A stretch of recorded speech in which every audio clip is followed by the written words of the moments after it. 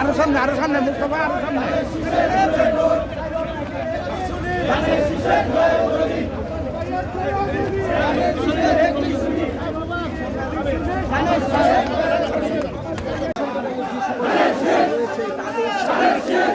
মত বিনিময় শেষে কিন্তু তিনি তার নির্বাচনের যে প্রচারণা রয়েছে সেই প্রচারণা কিন্তু চালিয়ে যাচ্ছেন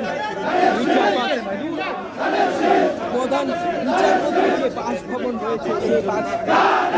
অপোজিটে যে গির্জা রয়েছে সেখানেই কিন্তু